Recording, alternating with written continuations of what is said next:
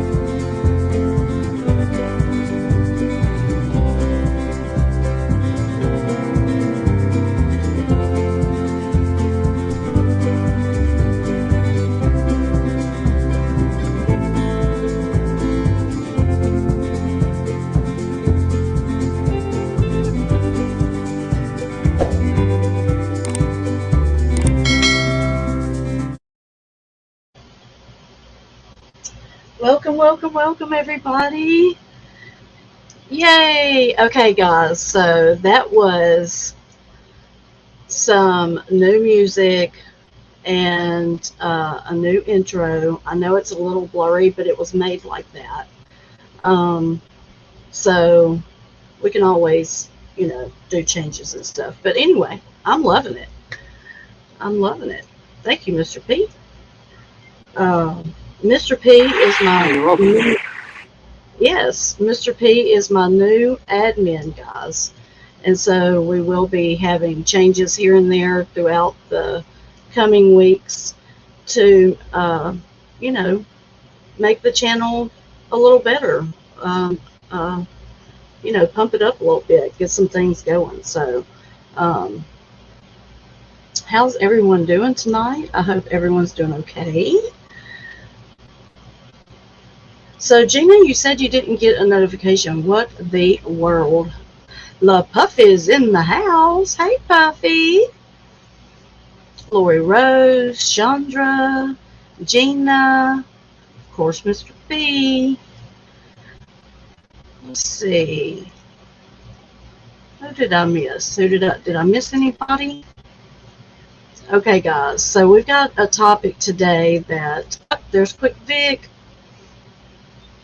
There's Quick Vic.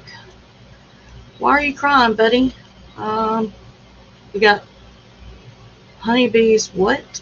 What? What are you talking? Okay, you got me confused. But anyway, so the topic today is we are going to touch on grief.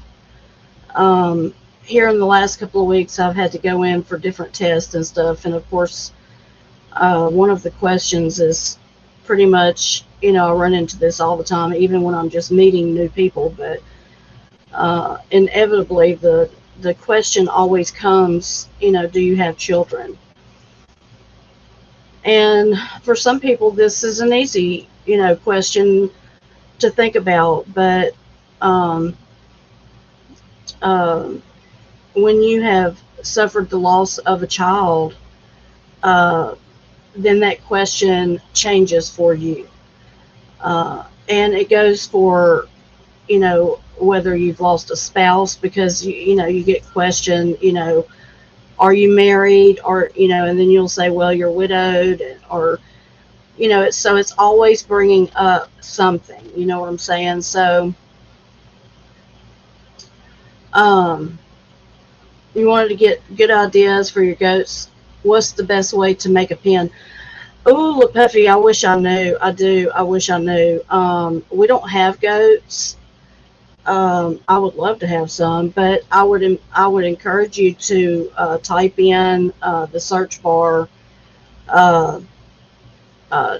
it yourself pens for goats.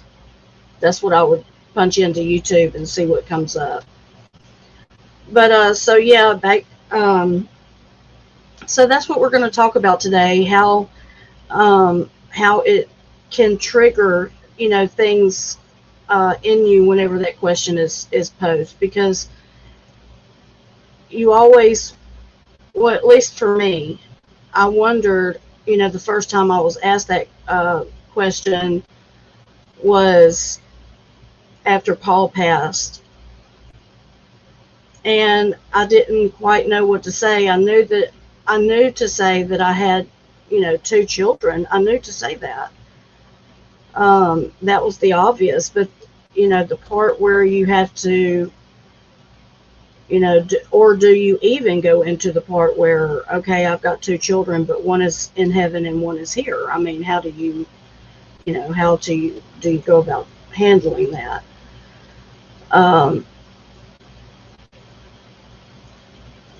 This next month coming up is a pretty tough month for a lot of us here in this group. September represents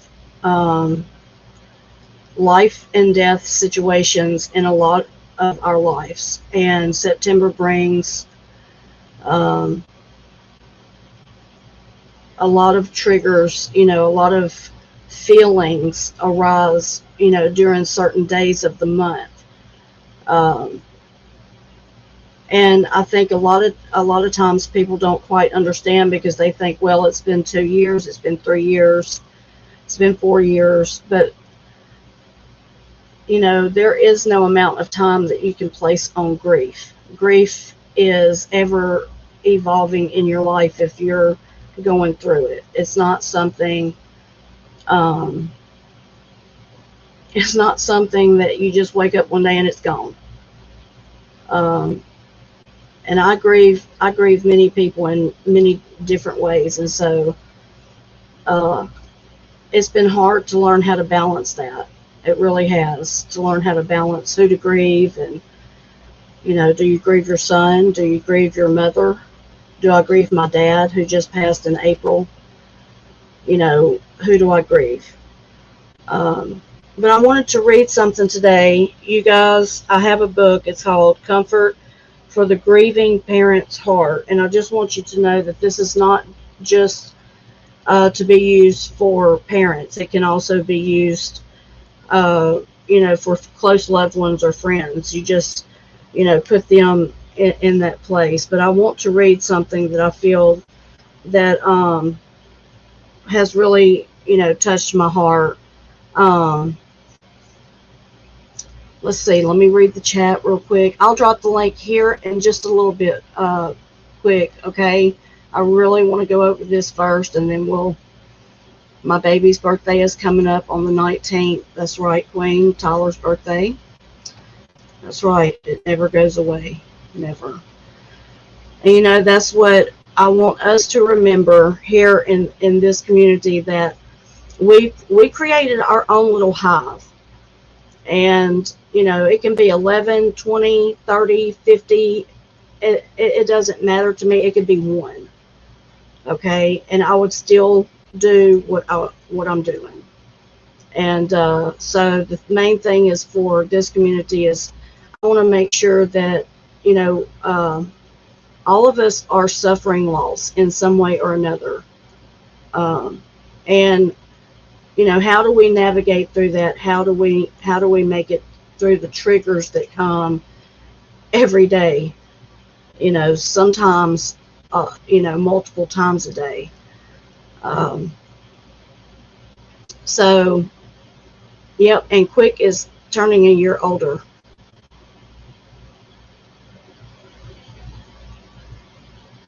Quick, my firstborn birthday is September the 19th. I have my nose surgery September 11th. Oh, girl, September 11th is a big day for me and Gina and a lot of other people. Yeah. I'm actually aging in reverse. I'm getting younger. You're getting younger, Mr. P. Yeah. It's a weird problem to have, but I try to deal with it. I wanna age backwards. Okay, guys, so let me read this. I thought I was a little better, but I guess not. I was doing fine, having a good day, until I heard that song. It took me back. Thoughts of you came flooding in. I was a basket case in a nanosecond. I never know what's going to happen next. The grief is always there, slowly building up inside of me. It grows until my system is full, and then along comes a person, place, aroma, word, or song that reminds me of you. A switch gets flipped, a hatch pops open, and all the pressurized emotion comes bursting out. I have no control over when, where, or how. This is frustrating and embarrassing. I take one step forward and then 2 steps back. The grief seems to be getting deeper. The more I grieve, the more the grief inside of me seems to grow. It all seems so backwards. How do I know if I'm making progress? Is progress what I should even be thinking about? What does good grieving look like? I find one answer and then generate 2 more questions. Is grief some never-ending cycle? Will I ever feel better? Do I want to feel better? If feeling better means I stop thinking about you, then forget it. I'll hold on to you any way I can. I've lost you, and yet I fear losing you. This is also strange and confusing. Grief is a dynamic process. It's always moving. It's highly individual. It defies prediction and refuses to be boxed in. It's all a bit mysterious. It's a matter of the heart. After the loss of a child or a loved one, each day is a journey through a virtual minefield. We never know where the next grief burst is hiding. Anything can trigger it. The heart is looking for ways to express itself and to declare its love. We bump into unseen memories suddenly and without warning. Reminders of our child or the loved one we love are everywhere. The heart is trying to find a way to live with our child's absence. The connections are mysterious, powerful, and deep. We're thinking of looking for them even when we're not aware of it. Loss has invaded our lives and is demanding our attention. One day we feel we're doing well, the next day might not be so smooth. One moment might be great, and the next we might be showering the sidewalk with tears. One minute we're fine, the next we're struggling to keep intense emotions in check. Welcome to the grief roller coaster. It's full of ups and downs and sudden twists. It yanks and jerks us here and there, leaving us gasping for breath. It's never smooth for long, and it's not over in 90 seconds either. It goes on and on and on. This isn't a roller coaster we chose to get on. We simply woke up one day and discovered we were passengers. What's important now is making sure our seatbelts are fastened, keeping our arms and legs in the car, riding this whirling, curling monster as well as possible. It's hard to measure our own progress on this grief journey. There will be ups and downs, and some will be breathtaking. Some turns we will see coming, while others will take us completely by surprise. We simply grieve as best we can from moment to moment. We take life as it comes, one step at a time. When the grief surges up and spews out, so be it. Every grief burst honors our child and loved one and declares our love for them. So our affirmation for today is, my grief declares my love for you, and I'll ride this grief roller coaster as best I can, one moment at a time.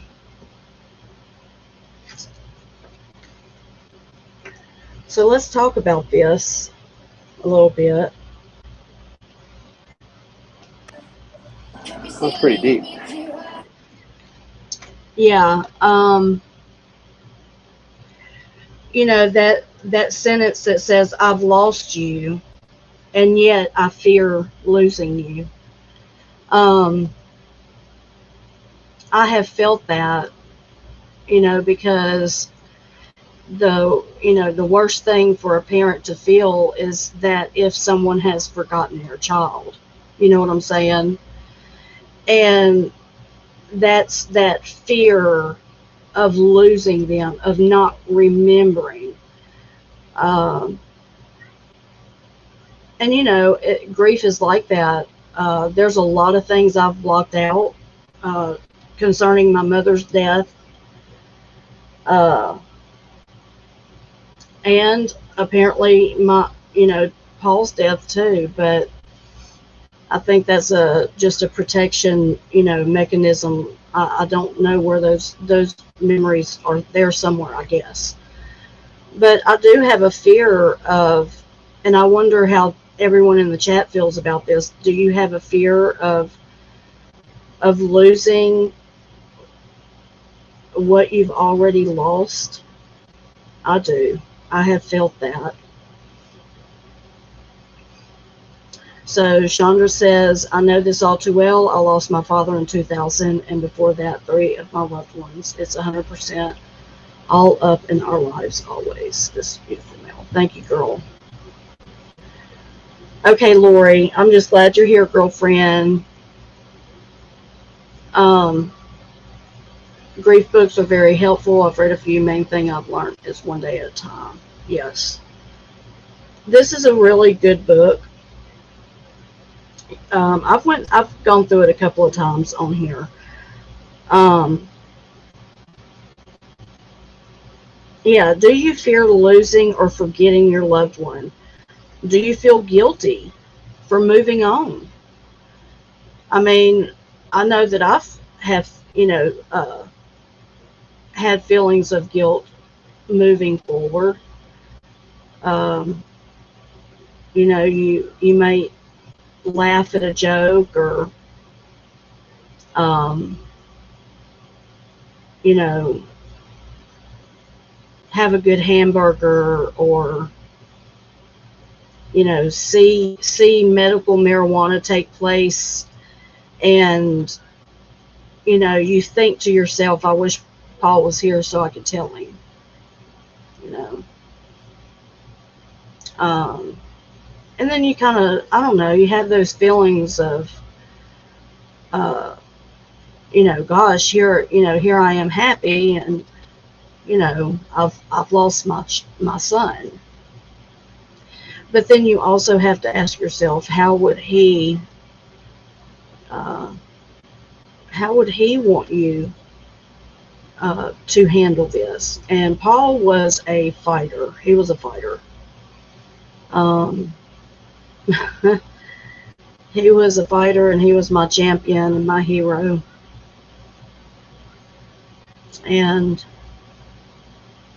I get up with the fight in me, and I believe that it really does come from him, somewhere, somehow, some way. I think that, you know, when it comes to death, we should not limit God. A lot of times we want to place, you know, and this is my personal opinion, a lot of times we want to place God, who is all love and spirit being, and, you know, we want to place him in a box. But let me tell you something, he works outside of the box.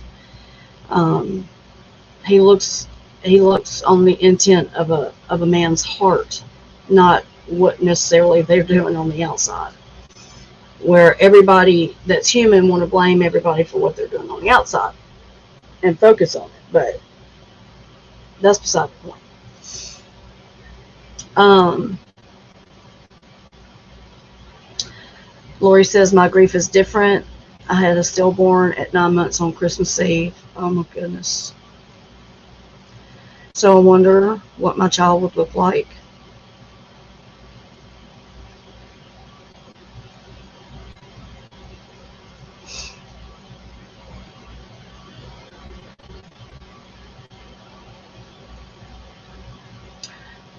Thanks for sharing that, Lori. Thanks for sharing that. I really appreciate that, because I know that was hard. And we're here for you, girl. Yeah, I can only imagine. I mean, it's awful. Yeah. Gina says, I don't feel as guilty as I did last year, but Mel, I think losing a child is something I can't. You know, Gina,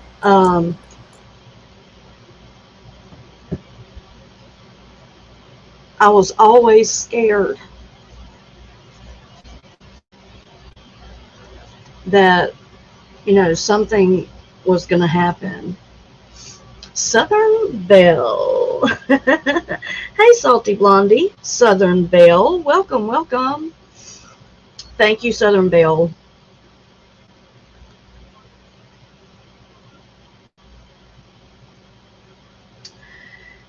Oh, yeah, Puffy. Yeah. Um, Gosh, I know that feeling, because when, you know, before Paul passed, when he turned 18 and he got off of chemo, full-time off of chemo, after being on it for 3 years, he left the state, or not left the state, he moved down south, Louisiana, which is like 5 hours away from me in New Orleans area in Metairie. And he got him a job, and him and his fiance got an apartment, and it worked out great. But I'm not gonna lie, I really, you know, I worried about him, because we had just been through hell and back with him going through chemo and the things that we had to go through. He was paralyzed once and in ICU. There was a time they thought he had relapsed, and they had to do surgery on his lung and take biopsies, on top of all of the high dose chemo that he had already went through. So I always had just a, you know, a gnawing feeling. But sometimes, Puffy, just you got a bad feeling. Yeah, Gosh, all I know, girl, really to tell you on that is, uh, go before. I don't know if you believe in God or not, but you need to pray, and I will be praying for you as well. I know Southern Belle Puffy does not look old enough, does she? Your 22-year-old's having her baby on September 1st. See, I have grandchildren too, Puffy. Yeah. Some parts of Florida's good though, Puffy. You know? Some parts are good, but you can get in trouble really anywhere you go these days. It doesn't take much.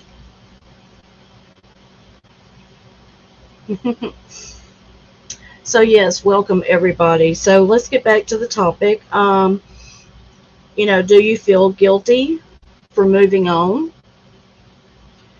Do you feel guilty for laughing or enjoying yourself? How do we keep our loved one's memory alive without being consumed by their loss? That's a hard one. How do we keep our loved one's memory alive without being consumed by the loss?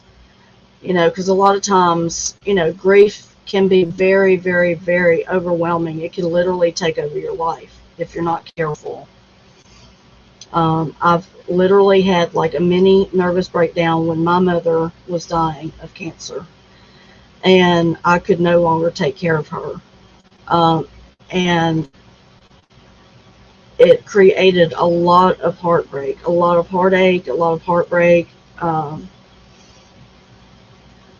misunderstood actions. It just created hell. And yeah, it just sucks. So I think that keeping your loved one's memory alive is just, take for instance, Larry and I will talk about Paul. Like if something, let's say a song comes on and it reminds us of Paul, then of course we'll laugh about it, or I'll try to start dancing the way Paul used to dance to the song, or we try to make it fun now. Where in the beginning of our grief, every moment that we thought about Paul, we were just crushed and into tears. And 3 years later, I can say that I'm at a place that I don't get crushed too easily unless I'm really telling and talking about his story and going into detail.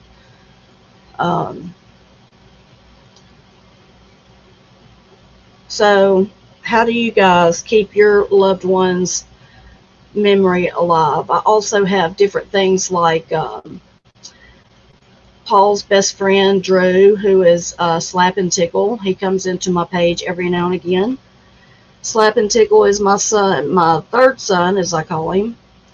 And he's had pillows made for me that has Paul's pictures and coffee cups.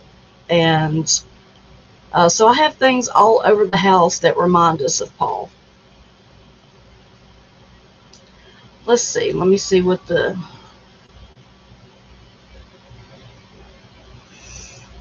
Oh, Puffy, your aunt passed. I'm so sorry. My condolences, honey.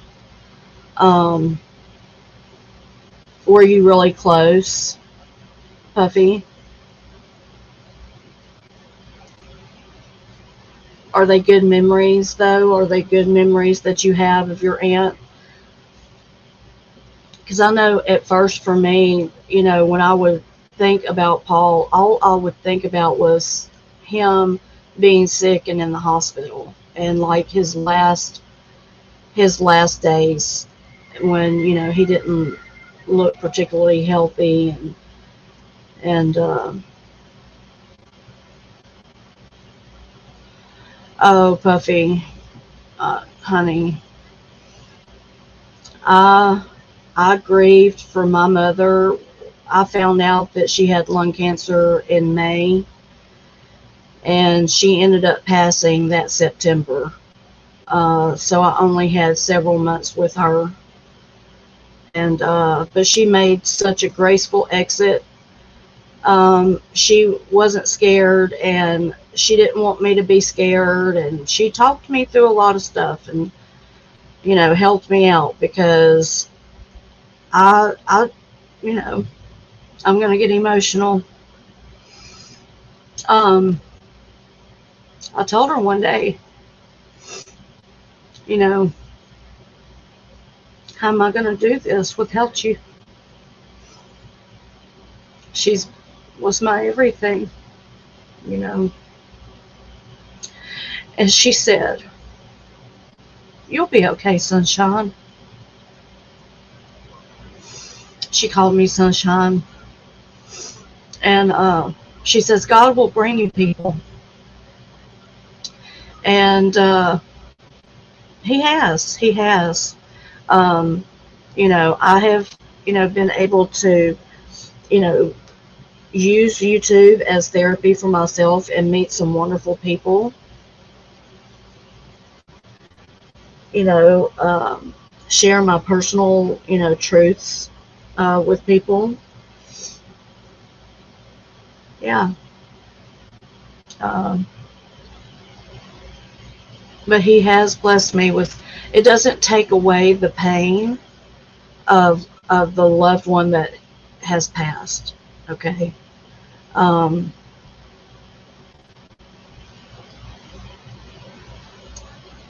yeah, it doesn't take the pain away.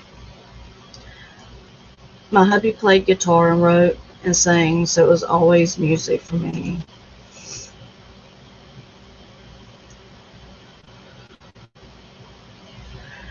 Oh, that's scary, Puffy. Yeah, that's scary. I can see why you feel like, you have that fear too of letting your son, go to Florida. So that's coming in there. So let's all, wrap our arms around Puffy and send prayers up.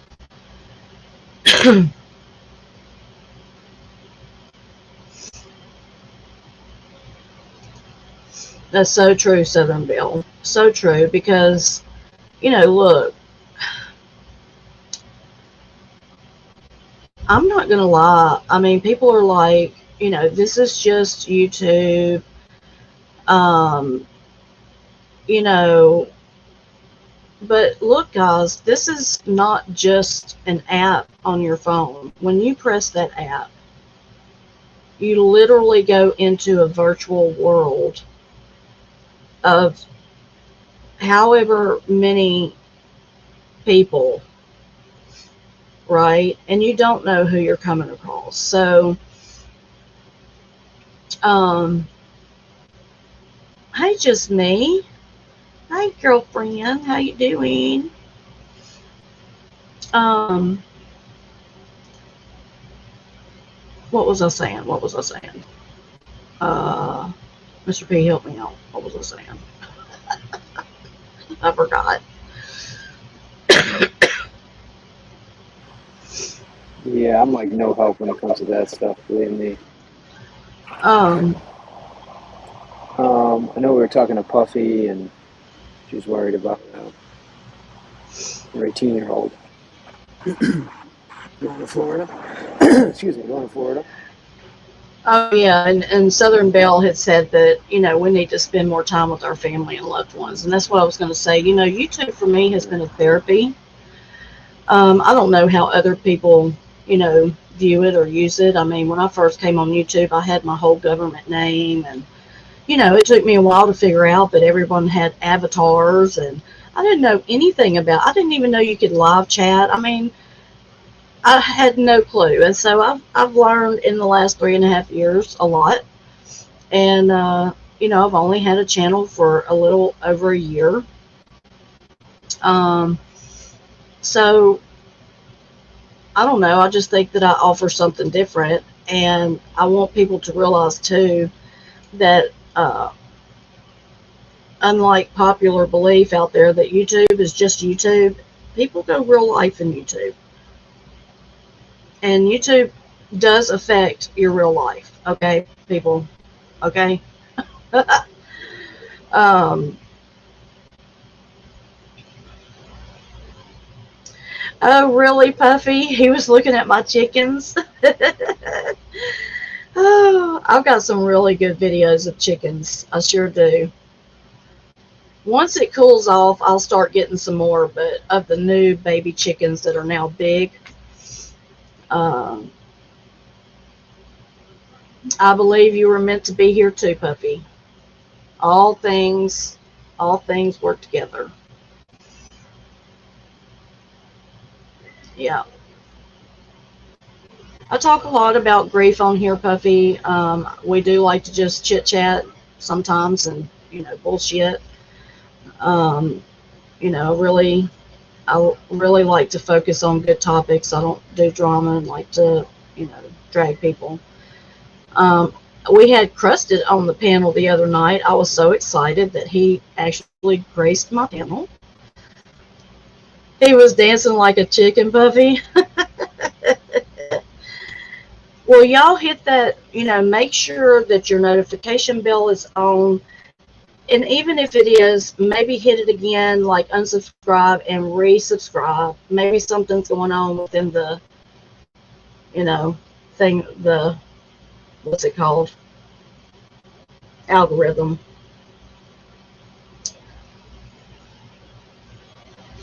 I don't ever talk about it on here, but I had a bad miscarriage with my son. I still don't think I can finish on that. My heart goes out to you, Southern Belle. And after my son passed, it was a week later that my oldest son, his girlfriend was pregnant. She was 9 months pregnant, and my son passed away, and a week later she went to the hospital because she didn't feel the baby moving. And they soon found out that the baby was not breathing, and so they induced labor. She had to go through a whole labor and deliver him, and that would have been my third grandson. Jackson was his name. And but his little cord had wrapped around his foot, and it had stopped blood flow to all of his body, so he was born stillborn. And this was a week, so I lost my grandbaby a week after my son passed. So it was kind of like a double whammy. It was crazy. So my heart goes out to you, Southern Belle. And that's why we have this community, Southern Belle. Hey, Mayhem, Masha is in the house. Masha's in the house. Masha has a beautiful story. Here she goes. She's sharing, I lost a baby at 3 months pregnant and twin sons at almost 7 months pregnant. I understand your grief. Yes. Yeah. That's the beauty. There's such a sadness to grief, but I want to bring such awareness to it that, we don't feel like we have to keep everything on the hush hush. We can feel safe here. You're safe sharing here. I don't let any trolls come in here, and I don't have anybody fighting in my chats. I don't do that. So I leave that to the drama channels, and I just go watch it. Okay. I just go, I just don't really get into it. I mean, I have been on panels. I've had to say my piece about some things, but, so yeah, that's where I stand, guys. You guys know. Puffy says, that happened to my friend. I try to help her sharing my son. I remember you talking about this, Puffy, the other day. Yeah.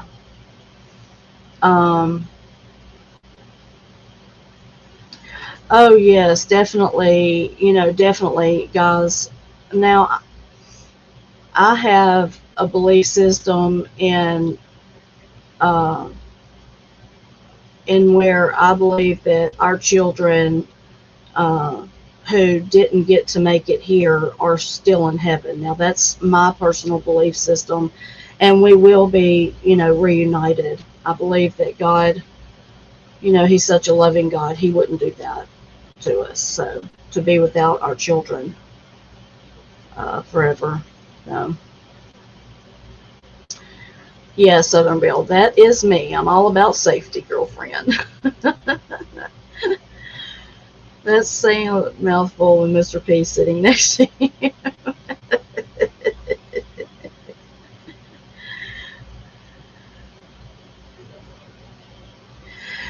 Yes, Mayhem, Masha, what a blessing. I can remember several months ago when they came out with the news, and so what a wonderful, wonderful, exciting time to to have lost, and now they're getting a sweet baby boy.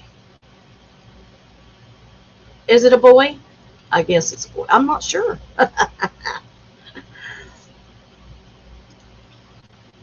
I just can't take so much drama over this YouTube stuff. People get too mean to do real life things. That's what we do here, Southern Belle. That is what we do here. I might only have 15, 10, whatever in the chat, but it's clean, and I have a very welcoming chat, um, and we don't allow any bullshit to take place. That's right. Our babies are in heaven.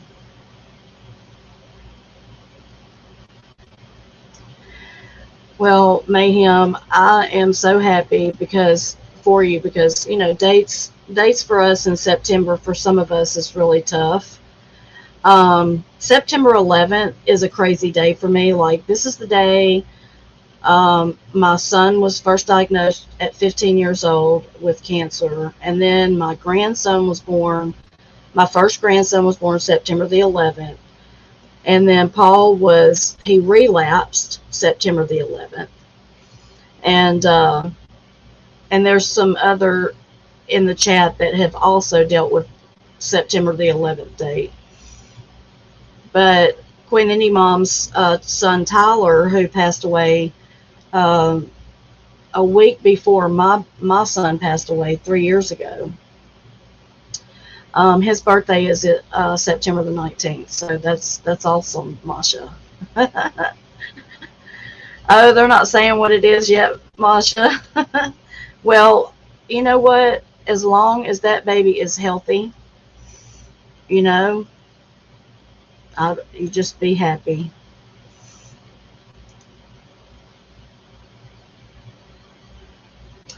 That's true, Chandra, because a lot of times we grow up and we're always sheltered and not allowed. And I've even been guilty, I think, of saying that in the past, that children don't belong at, funeral homes or whatever. Um, I guess it just has to be a personal call, you know. You know, um, take for instance, Heaven doesn't have a choice. She has to learn what grief is while she's growing up with her daddy being gone. Um, so I think it's important though too. But how do we go about doing it? That's a good question and a good something to think about. How can we teach the grieving process to children? Hmm. Oh, thank you, Southern Belle, for being here. I appreciate you.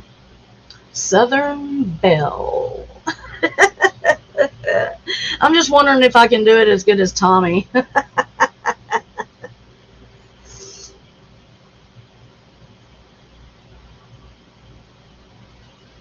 I got you. I got you, Southern.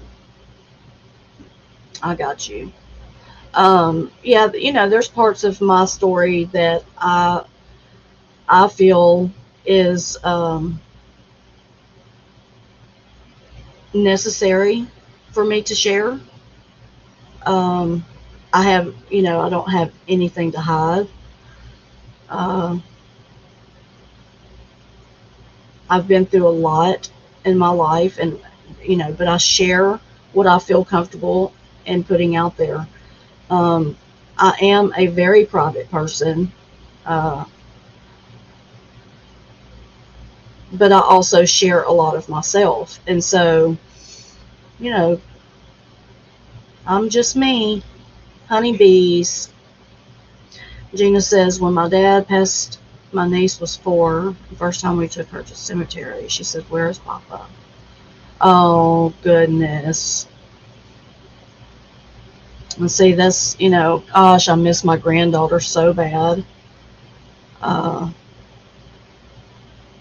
I did get sent a picture of her first day of school. Somebody uh, got it from somebody and sent it to me. So thank you to the person sending it.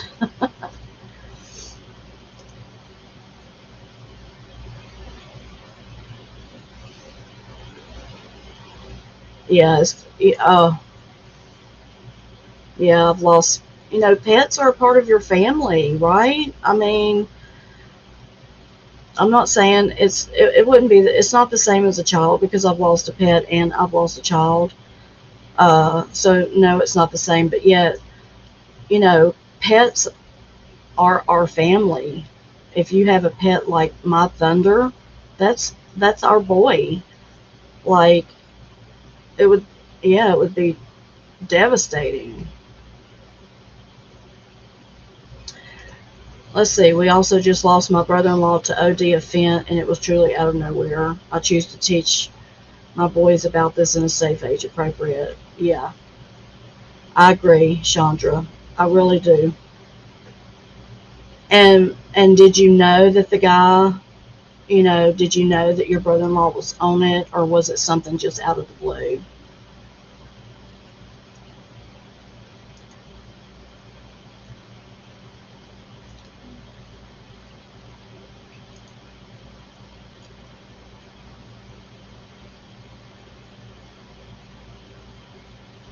True, Chandra. True. Yes, everybody, please hit that like button. Give me a thumbs up. I'd appreciate it. And if anyone would like to hit that cash app, hit the cash app, boo, at Honeybees Homestead to support the channel.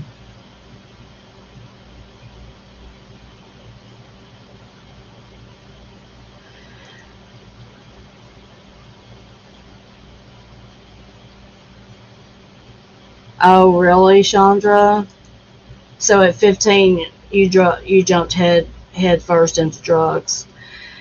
I didn't have loss like that. Um, I think for me, just being raised in a very tumultuous atmosphere, um, I just grew up so fast. I just grew up so fast. Um, oh, Southern Belle, I am actually in northern Louisiana, so I'm at the top of the boot. Uh, what you would call, I'm in the Arklamis, so it's connected to Arkansas, Mississippi, and Texas.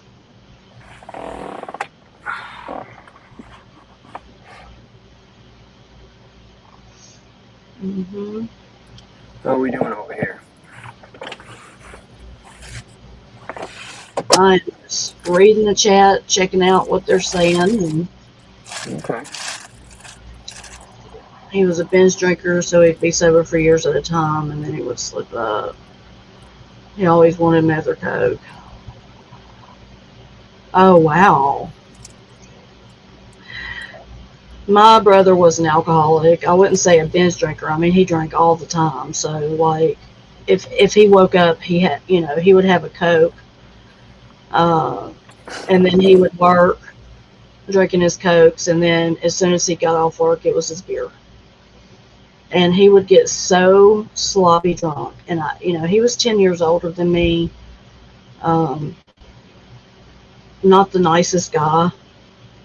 uh, and I'm putting that like mildly. Uh, I was always the one that was the quiet one, wanted everybody to get along, and didn't want to see all the fighting. And you know, I was the one that would go out and try to stop the physical fights that were taking place out in the front yard and get hit in the head with nunchucks or something like that. That was my life. So I really do strive for peace in my life.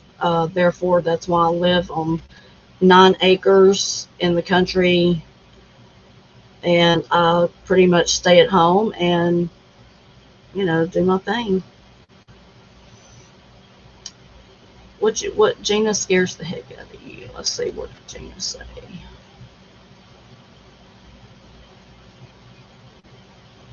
Yeah, Gina makes a point. The sooner the better. Let them know. Kids' first pill or their last.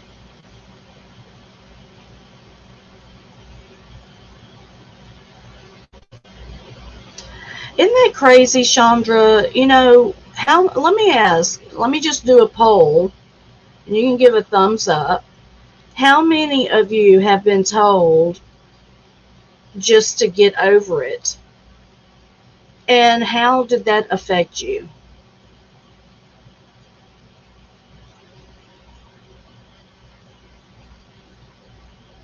Yeah, because I was basically told that by a friend that I had 20 years of friendship invested, and man, it hurt my feelings. I was so offended that I ended our friendship. I mean, there was more to it than just that particular uh, incident. There was more to it, but I don't know.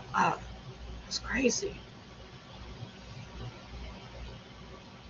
I mean, I literally had to, be told, let's not talk about that right now.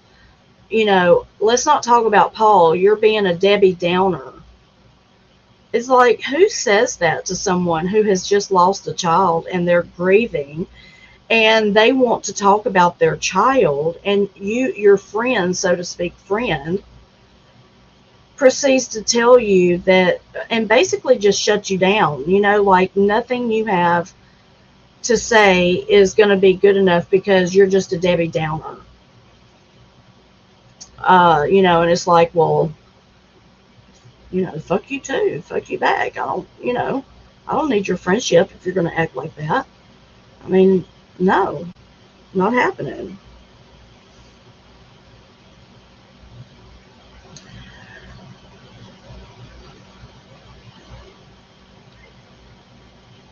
Yes, it's scary now. Fentanyl is everywhere out there, and then you've got this new drug, um, trank, and it's actually, eating people's skin and muscles, and it's terrible. It's terrible. Drugs are not what they used to be, guys. They're not what they used to be. Um, I know, Lori. It broke me. It really did. It broke something inside of me. Literally snapped, and took a look at the person and thought to myself, I can't believe that you would say that to me after watching my child grow up with you. I just, it killed me on the inside. It did. I'm not gonna lie.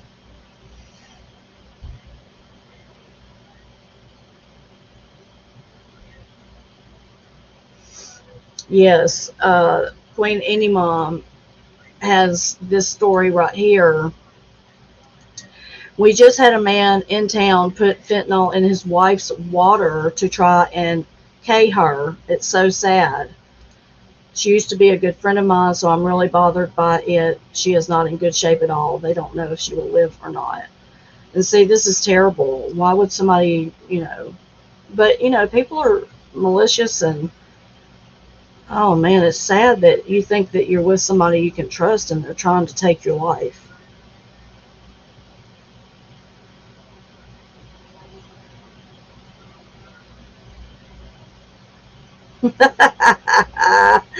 See, Chandra, that's things that we would do. You know what I'm saying? Yeah, to make it fun and lighthearted. Yeah, for sure. My dad used to make it so funny. You got him toe socks for his first Christmas without legs. Oh, oh no, Gina, are you serious? In South Texas, they found fentanyl in cigarettes of past people. Wow. Yeah, it's almost as if like, and I actually, I thought people were like messing around or just didn't know what they were talking about. Uh huh. And I started hearing that somebody had overdosed from smoking weed and there was fentanyl in the weed. And I'm like, there is no way that that's the case. Like, why would anybody want to put fentanyl in weed? It's like you're just taking a product and then you're making it more expensive. And Mhm. I didn't think about the fact that they're trying to make it more addictive. Yeah, for sure. And I it's just mean, like, really? I mean, what is the world coming to when they're putting fentanyl in weed? I mean, weed is supposed to be just relaxed, chill medicine, and you're doing that? I right. mean, that's scary, you And know? it's making it to where you don't want to get it off the streets. You have to go and do medical, and that's really the only option to know that you're getting a clean, a clean flower. I don't know. It's really sad what it's come to today. I mean, it's not the same as what it was in the '70s. That's for damn sure. But it's like weed is most people that smoke weed, I mean, they're gonna come back anyway. They like smoking weed. Like, why do you Right. need to make it like to the point where they're feeding for weed? I mean, that just makes zero sense to me. But I guess there's some nuts out there that do that. Right. I don't know. I like flour. It has always relaxed me. It's something that I've always kind of used medicinally because I've never really been a party person. I just really like to chill and smoke a doobie and be happy. If I need to eat something, whatever. But yeah, it's gotten to where now you have to be afraid for your kids to even think about trying marijuana. When back in the day when I was coming up, I was told, by my dad, if you ever want to try anything, don't try it on the streets. Come to me first. That was the kind of dad I had. So today you wouldn't, So your dad was a guinea pig. oh yeah, I mean, he sold weed, he sold hash, and back in the '70s, I mean, it was a big deal, and so I was just around that type of atmosphere. You know, he was a drunk. It's sad to say, but that's what it was. I want to share what Southern Belle said. She said, I will share one thing for now. Uh, that I feel like, since my miscarriage was an earlier one, I feel bad to say anything really because some of y'all have had a stillborn or worse. Baby, I don't want you to feel bad about that at all because all loss hurts and we all grieve differently. And so your loss is not bigger than mine just because it was a miscarriage and not a full term birth. Okay? Even at a miscarriage, it's still a baby in a womb. And so I just want to encourage you and let you know that I don't want you to feel that way. You know, one loss is no greater than the other. No, definitely not. My wife had a miscarriage. We've dealt with a few of them, and Yeah, she we got really close to that. That second trimester, like really, really close. right. And then she got the bad news that when they did the uh, when they Ultrasound. made the ultrasound, excuse me, Hmm. that there wasn't a heartbeat, and that like she wasn't the same for like months. Right. you know, and she still thinks about it. But that was, you know, we didn't even get to the first trimester. So yeah, you don't have to be justified to grieve loss at all. Like, you know, it's how you feel, and you just gotta, you know, try to do your best to deal with it. But at the end of the day, it's coming into like groups like these and having people in your life that are willing to listen to you, so you can kind of get it off your shoulders and talk Right. about it.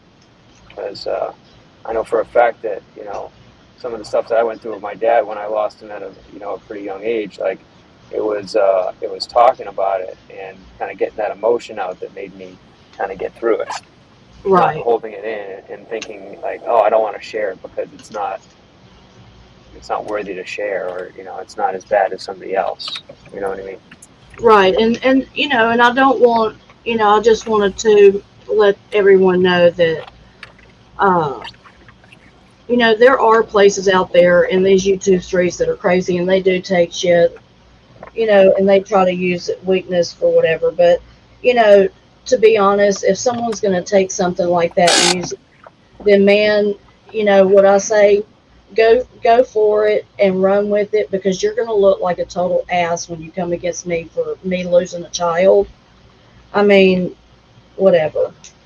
But I don't think nobody will do that. So, you know, uh, it's hard to find a safe place on these YouTube streets, and I just want everyone to feel, you know, safe here. And it's going to take a little time for everyone to, especially our newcomers coming in, to know that, you know, uh, we're chill here, and we highly love each other, all, even off of YouTube.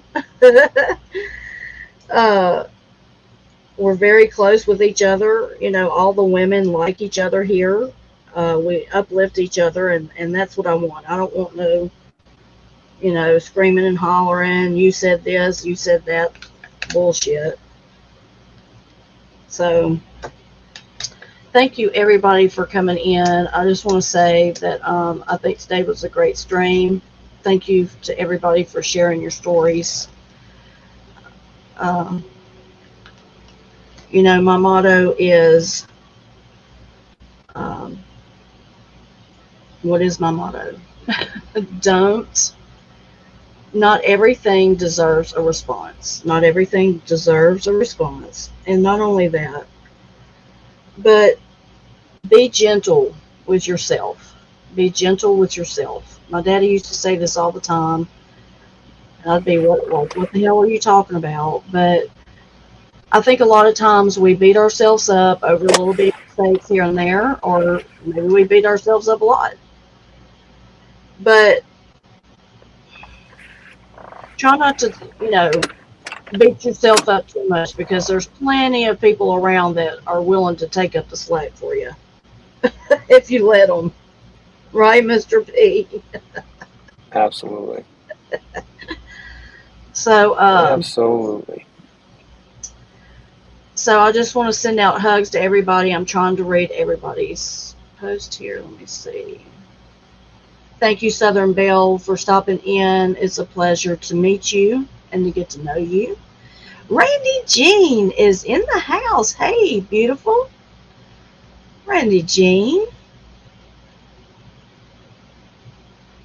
I'm so glad you stopped in, Randy Jean. So I hope everybody takes into account, you know, what was talked about today, and remember that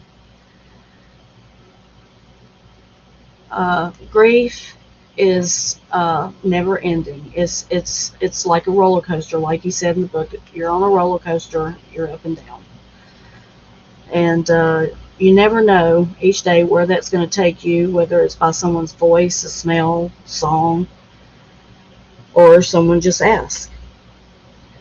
And you know, stand proudly and let people know, if they do ask if you know, have children, or are you married and you've lost that loved one. Just, you know, be confident to let people know that yes, you know, you have a loved one, or they've passed, or it.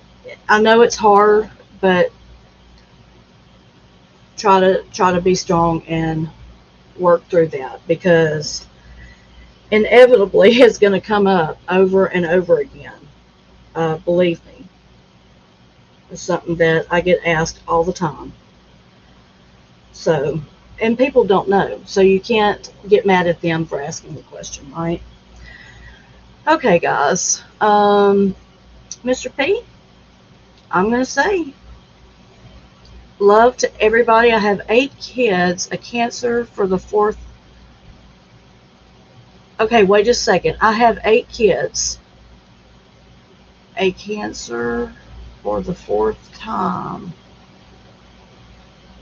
You rock your life. Yeah. Okay, I'm not understanding what you're saying, Randy Jean. I have 8 kids. Are you saying that he was born in July? He's a Cancer baby for the 4th time? Because I'm also a Cancer. Sure am.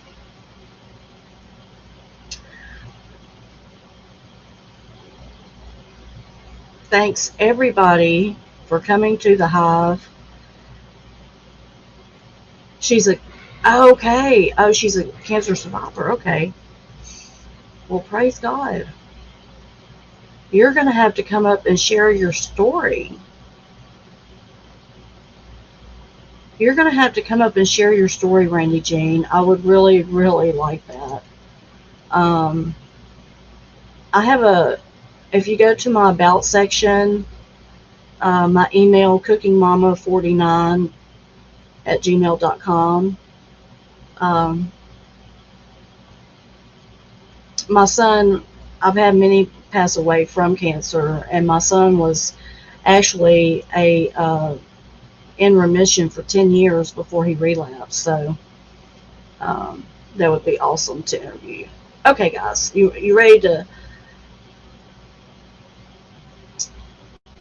All right. Okay, thyroid. Okay. Awesome, Randy Jean. Yeah, email me. Email me, please. Thank you, Southern Belle, for stopping in. I appreciate you. Hugs to everyone in the chat. And Honeybees out. You got me? It's good to see everybody. I got you. I got you.